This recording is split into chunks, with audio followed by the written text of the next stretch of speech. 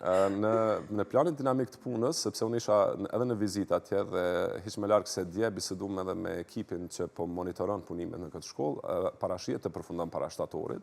Mirë, po ka dhe proceset që pasojnë pas finalizimit dhe dorëzimit të qelsave, siç është inventarizimi, pastaj është pjesa e rekrutimit të stafit. Nuk po jam shumë i sigurt dhe nuk po mundem të flas me siguri nëse do të arrijmë ta funksionalizojmë nga shtatori, mirë po në moment parë, sepse kjo nuk ka datë fikse, nëse arrit të jetë e gatshme në tetor e lëshojmë, ose në janar më së largu në semestrin e dytë. Mirë po punimet po ecin me tempo jashtëzakonisht mirë. Isha duke shtu edhe disa shkolla të tjera që jemi duke i ndërtu, është shkolla disa janë në partneritet publiko-privat, janë në investim nga komuna ose janë nga Ministria e Arsimit. Kemi për shembull edhe shkollën në Sofali, që është duke u përfundu, pastaj është shkolla tjetër në Kodrin, që i ndihmon pavarësisë sigurisht me u shkarku një pjesë e madhe e nxënësve, dhe një tjetër te Pallati i Drejtësisë, lart, që po ashtu e zbut situatën kushtimisht në shkollën Pavarësia, por jo vetëm.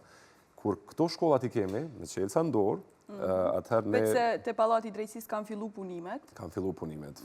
Fatkeqësisht ritmi i punimeve nuk është në nivelin që do të donim të ishte, edhe kjo edhe pak për faktin që ne si kryeqytet jemi të penalizuar, të bllokuar me një formë me mos aprovimin e buxhetit të kryeqytetit, po funksionojmë në mënyrë shumë të vështirësuar.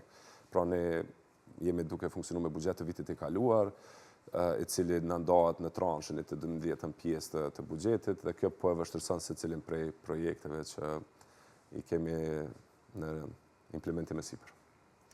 Kur them e përmende prej fillimit mësimit tërditor, edhe nëse e mendojmë të tillë, edhe nëse nxënësit janë duke na pa në këto momente, po edhe nëse prindrit, nuk i bie që mësimi komezgjatë realisht prej orës 7 ose 8 deri në ora 3:30, sepse është endame koha e mësimdhënies edhe koha e kreativitetit. Po, janë pak a shumë është një lloj modeli i ri, i veçantë.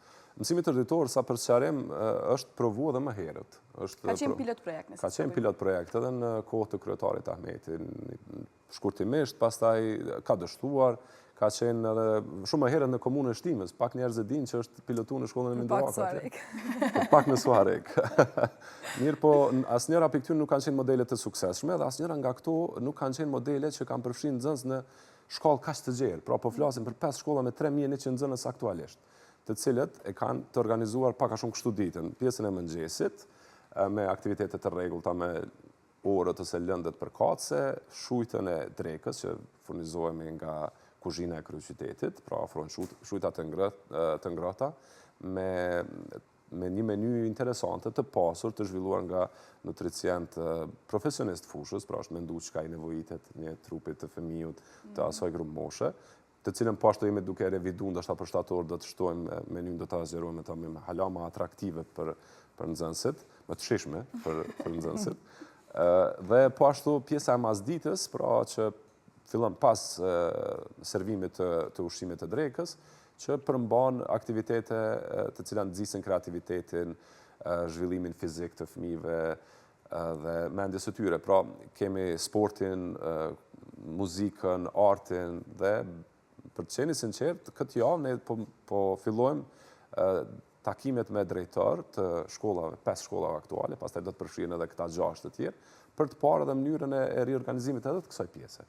Që sikur po bëjmë me pjesën e ushqimit, një lloj update-i, përditësimi, ndoshta do të bëjmë edhe një lloj përditësimi të këtyre aktiviteteve për të marrë përsipër edhe komentet. Kemi pranu 10, ndoshta 100 komente, sugjerime edhe nga nxënësit, nga prindërit, po që është më rëndësishme edhe nga mësimdhënësit që po e implementojnë këtë plan, edhe nga drejtorët e shkollave.